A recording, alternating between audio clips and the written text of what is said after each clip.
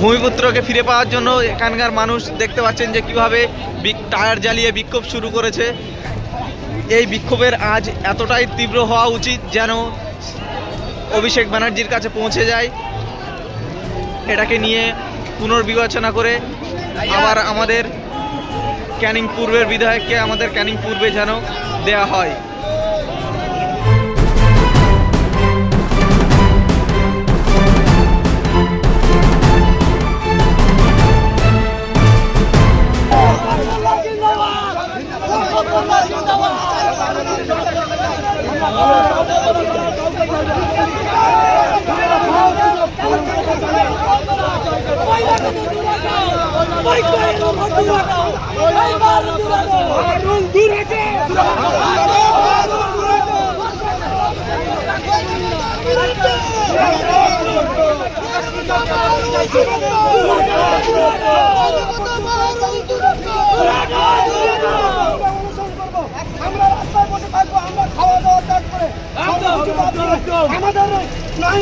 আমাদের হীরের টুকরো, আমাদের প্রিয় বিধায়ককে আমাদের সকলকে এখানে ফিরিয়ে দিতে হবে এবং বহিরাগত যেখান থেকে এসছে তাকে সেখানে খুঁজি পারে।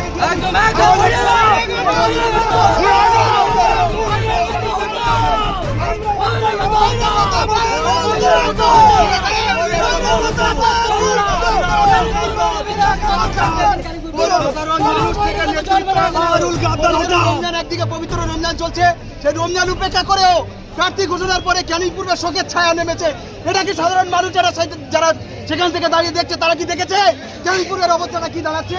সাধারণ কর্মী থেকে নেতৃত্ব থেকে শুরু করে যারা আছে কেউ বাড়িতে ইফতারও পর্যন্ত করেনি। এতগুলো মানুষ তারা আজকে জীবন তালায় দাঁড়ায় চলে এসেছে।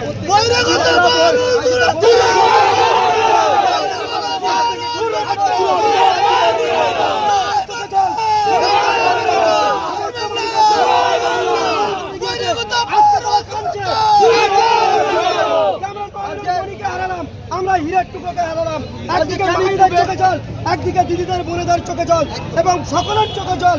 আজকে আমরা প্রিয় বিধায়ক আমাদের ভূমিপুত্রকে আমরা এখান থেকে ছাড়বো না।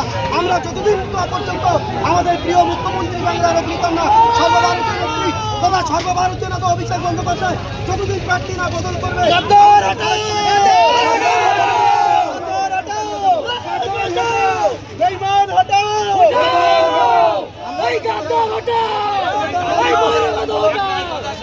ভোট বয়কট আমাদের তৃণমূলের ভোট বয়কট করবো না।